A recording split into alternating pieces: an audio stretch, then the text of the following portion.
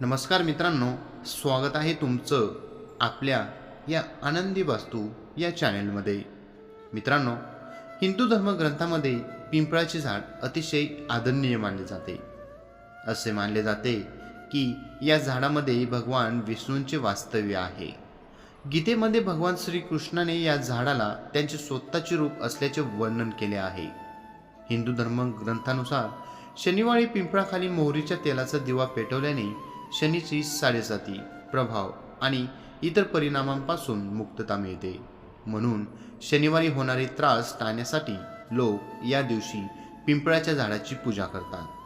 तुमच्या घराच्या जवळपास जर पिंपळाचं झाड असेल, पिंपळ वृक्ष असेल, तर प्रत्येक शनिवारी एक छोटासा उपाय आपण आवर्जून करायचा आहे, ज्यामुळे आपल्या घरात जे काही लोक असतील, आजारपण असेल, ते निघून जाईल आणि घरातील लोकांना दीर्घ आयुष्य लाभेल. तसेच घरात सुख समृद्धी म्हणजे धन संपदा सुद्धा निर्माण होईल.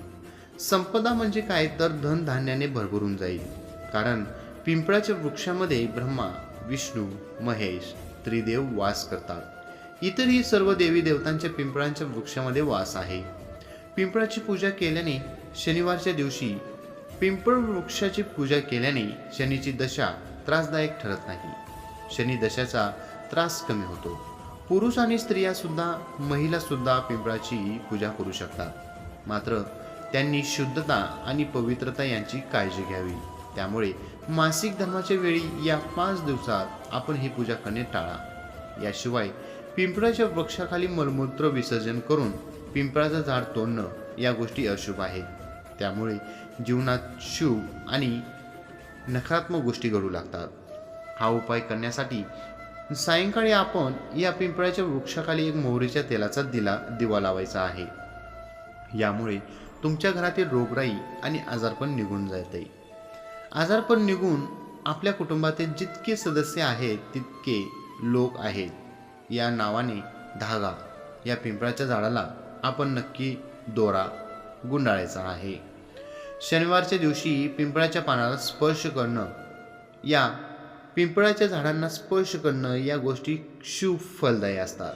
शनिवारच्या दिवशी या पिंपळाच्या पानावरती महादेवाची पिंडी म्हणजे शिवलिंग ठेवून शिवलिंगाचा अभिषेक केल्यास मोठ्यात मोठ्या रोगातून मुक्तता होते.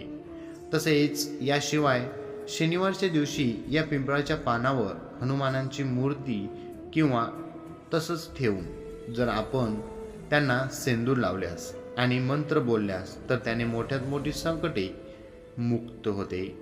असे हे उपाय आहेत. याशिवाय शनिवार हा शनिदेवाला समर्पित आहे. शनिदेवाला न्यायाची देवता मानतात. ज्याप्रमाणे माणूस काम करतो त्याप्रमाणे शनिदेव कर्मफळ देतो अशी मान्यता आहे. जर शनी एखाद्यावर प्रसन्न असेल तर त्या व्यक्तींच्या जीवनात कोणत्याही प्रकारची कमतरता येत नाही. दुसरीकडे शनी जर एखाद्यावर कोपला तर तो त्याचा शारीरिक, आर्थिक आणि मानसिक अशा तिन्ही प्रकारे छळ करतो. अशा व्यक्तीला जीवनात अनेक अडचणींचा सामना करावा लागतो.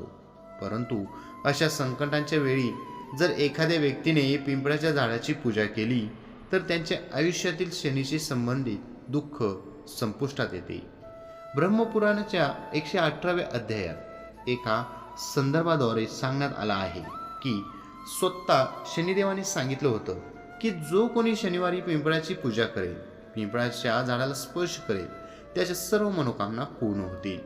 त्यांना शनीशी संबंधित त्रासांना कधीही सामोरं जावं लागणार नाही. अशा व्यक्तींच्या घरात लक्ष्मी वास करेल आणि त्यांचे सर्व दुःख दूर होतात. येथे जाणून घ्या, पिंपळाशी संबंधित काही उपाय नक्की करून पहा, जेणेकरून तुमच्या आयुष्यातील अनेक अडचणी दूर होतील.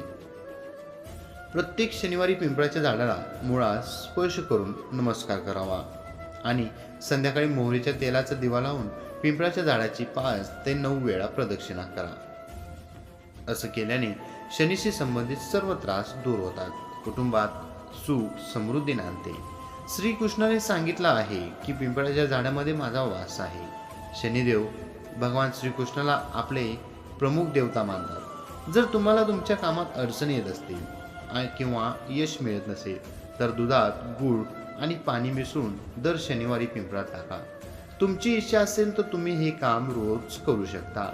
मित्रांनो, ही छोटीशी माहिती आवडली असेल तर आपल्या व्हिडिओला लाईक, कमेंट आणि आपल्या चॅनेलला सबस्क्राईब करायला विसरू नका.